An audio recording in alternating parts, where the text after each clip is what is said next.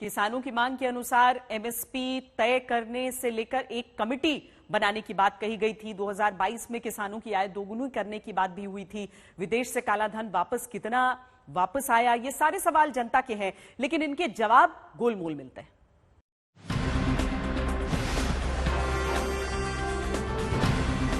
किसानों के कल्याण के लिए एक महत्वपूर्ण कदम उठाया गया है।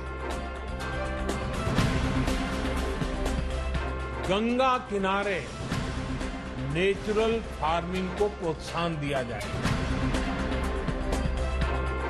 किसानों की आय बढ़ाने में बहुत मदद मिलेगी। कृषि बिल लाने और फिर वापस लेने के बाद पेश हुए देश के बजट में किसानों के लिए ऐलान तो बड़े हुए, सवाल भी खूब उठे। जैसे एमएसपी को अब सीधे किसानों के खाते में भेजने का ऐलान किया। गंगा किनारे रसायन युक्त ऑर्गेनिक खेती की योजना है। 44,000 करोड़ के खर्च से केन बेतवा नदी जोड़ने की परियोजना से 9 लाख किसानों को फायदे की बात है। फसल मूल्यांकन, भूमि रिकॉर्ड और कीटनाशक छिड़काव के लिए किसान ड्रोन की बात की गई। कृषि स्टार्टअप को नाबार्ड से फंड मिलेगा। लेकिन देश के करोड़ों किसानों की जो आय 2022 तक दोगुनी करने का लक्ष्य रखा था, जब बजट के बाद अपने अधिकारियों के साथ प्रेस कॉन्फ्रेंस करती वित्त मंत्री से वो बात याद कराते हुए पूछा गया कि कब तक आय किसानों की अब दुगनी होगी, वित्त मंत्रालय के अधिकारी की तरफ से जवाब आया।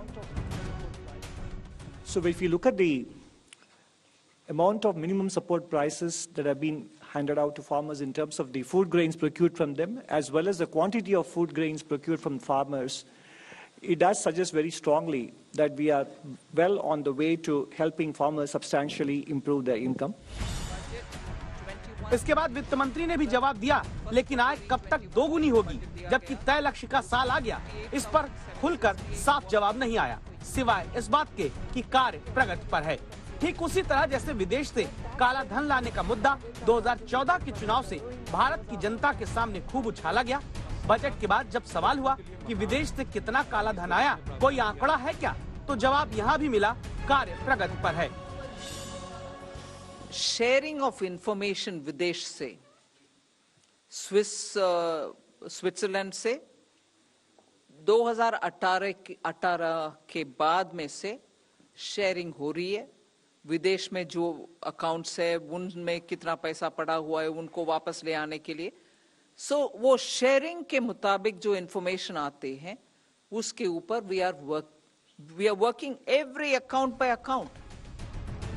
इस तरह किसानों की आय दोगुनी कब होगी और विदेश से कालाधन कितना आया का जवाब गोलमोल हो गया। साफ साफ इतना रहा कि टैक्स छूट न मिलने पर निराश आम आदमी टैक्स नहीं बढ़ा, इसी राहत को अमृत मानकर राष्ट्र निर्माण में जुटा रहे। आज तक ब्यूरो।